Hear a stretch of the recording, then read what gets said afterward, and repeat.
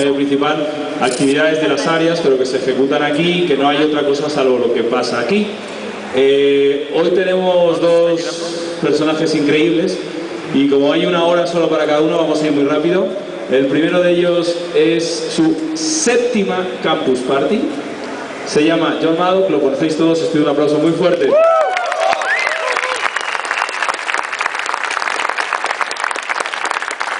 It is my great honor and pleasure to be here, and I thank you very much for your very warm welcome. Today we are going to talk about two things. First, how do you make money with free software? And secondly, a project which I'm working on, which is called Project Kawa, which I hope will bring millions of jobs to Latin America.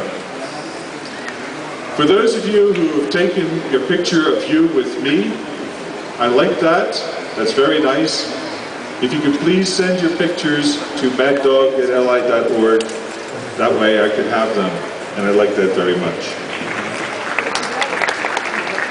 Now, a lot of people think of me as a nice old man with a long white beard who brings around free software. Ho, ho, ho. But this is actually my 40th year as a programmer in computers. I've been using Unix since 1980, and I first met Linus Torvalds in May of 1994, and I've been using Linux ever since. I have been a programmer. I have been a systems administrator. I have been both a user and a producer of software. And I know what it's like to sit there and wait for that bug fix, or wait for that extension of the software to allow me to do my job.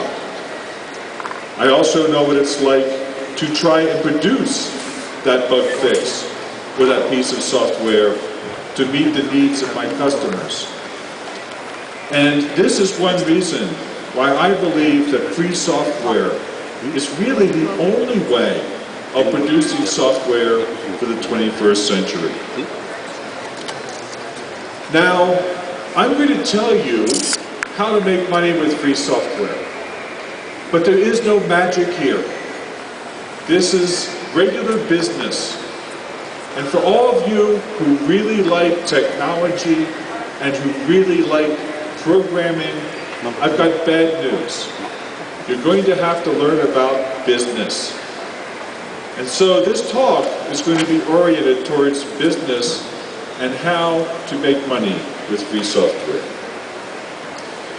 Now, when I started with computers in 1969, this is what they looked like.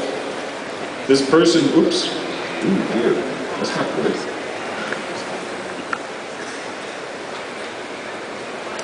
Amen, we'll get back to that.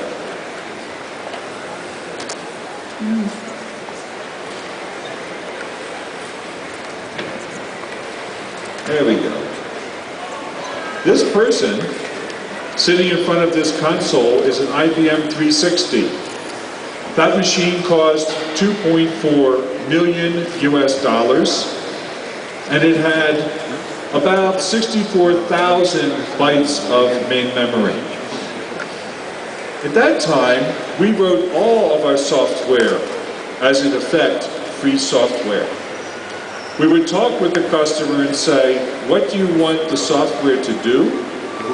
And the customer would tell us, and then we would write the software. And the customer would pay us for the software, and they owned the software. If we did not do a good job with the software, then they would hire somebody else to fix it or to finish the job. But they were the ones who were in control. In about the 1980s, when the IBM personal computer and the Apple II came out, all of that changed.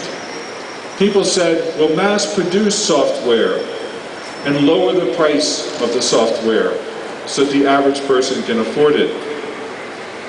But the problem is that in the year 2009, the hardware has become incredibly cheap And this creates a new strain on the computer industry, which we will show you why it is making it almost impossible for the computer industry to continue the way it has been.